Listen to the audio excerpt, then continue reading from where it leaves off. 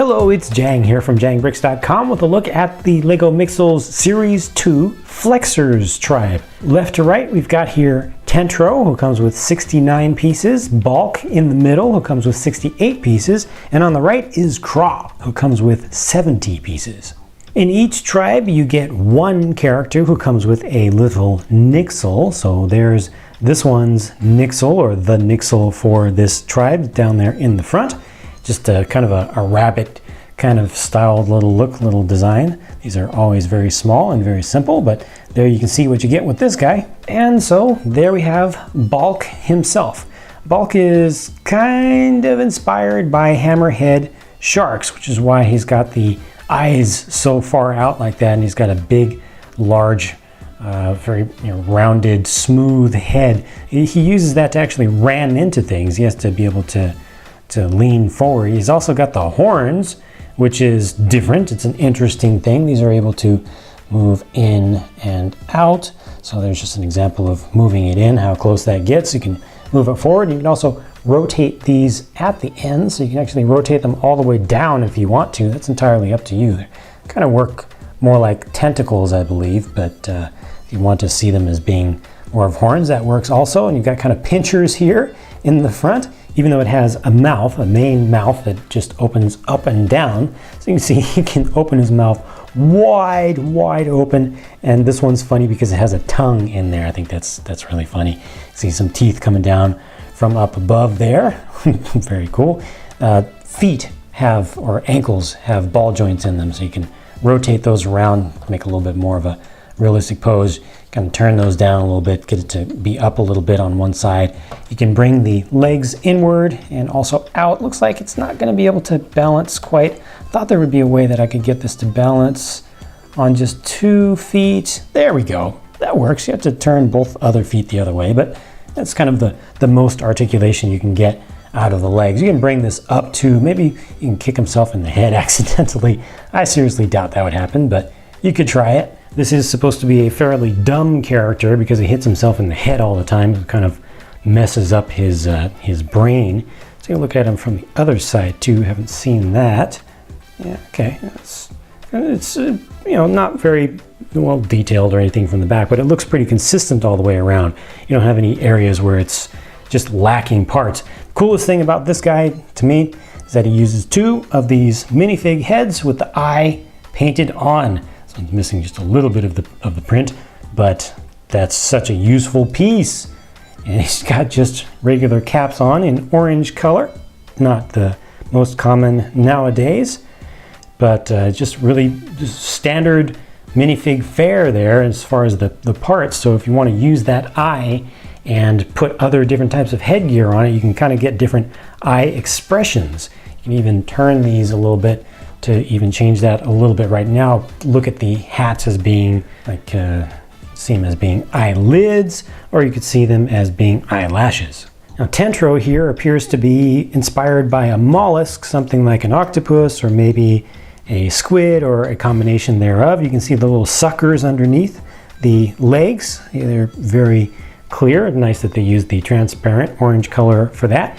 This character is pretty much symmetrical all the way around, so there's no wrong way to pose its legs. And it has so much flexibility because it has a ball joint at the base of every single leg all the way around, so it's really easy to turn these legs any kind of way. You can easily put it on 3 legs. You could just kind of put it on 2 and just have the body resting on the ground as well, but I like this kind of look.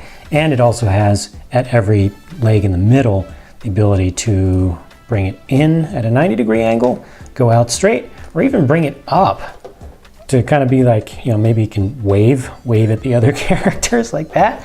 And so this one's got a lot of motion. Also has motion of the head. The head is on a swivel, so you can just swivel all the way around. Again, more reason that there is no wrong way to pose this one, because even if you make it so that that's the front, well, okay, now he's just going to walk off in that direction.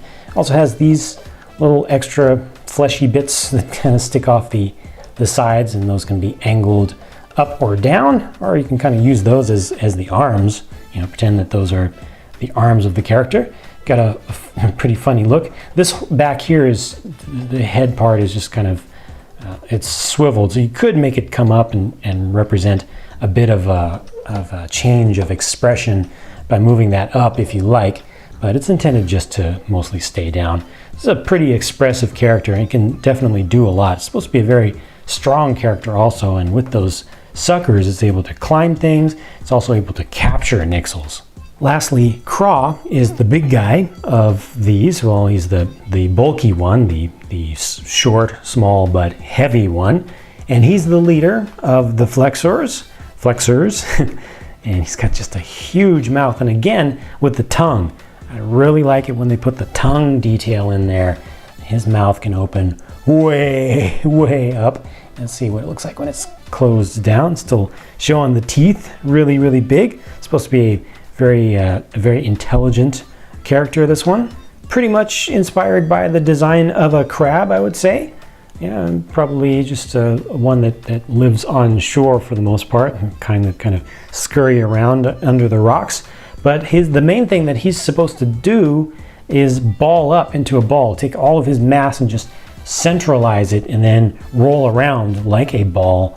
And is supposed to be able to bounce a lot. You know, all of the Flexers are supposed to be plasticky and rubbery, and so he's supposed to be able to ball up. But unfortunately, this actual model here doesn't really ball up. You know, you can do like that, but doesn't really make all that much of a ball. You can kind of fold these bits in. It's not really gonna roll like this, though. Definitely better in the cartoon version. It's good as you can get different expressions. You can move these around, pretend that these are like arms. You can move them forward, you can move them back however you want to. Kind of get some kind of funny looks with that. And the legs are only able to move straight in and straight out. So if you want to kind of have them leaning forward, you just need to angle these, kind of stagger the angle of these. And that's not even really working right there, because now he's going to fall forward, unfortunately. So there's just a limited range that will actually work. Maybe if I move this back, get some weight back towards the rear. Okay, that's working. Now he's leaning forward with his mouth wide open. Works a little bit better getting him to lean back like I started there. Yeah, it's a pretty good looking one, just doesn't have all of the flexibility and articulation of the others. Cool, so these are clearly all based on sea style creatures, but I appreciate just how far that they've gone away from the design of the actual creatures that they're based on in real life. These are very creative, they're very different, they're very unique, and they have some interesting just ways that they pose and move about. I like that. A personal favorite out of these three is Tentro, but I would like to hear what your favorite is. Please post up a comment letting the other viewers and myself know what your favorite is. It'll be interesting to see if there's a trend. Be sure to give your personal thoughts though. Don't just follow what other people say. There's no harm in liking something that not a lot of other people like, and there's no harm in liking something that everybody else likes too, as long as it's your own genuine feeling. Thank you so much for watching this video. Be sure to stay tuned for more, as well as the max combinations, and I'll be talking to you again very soon.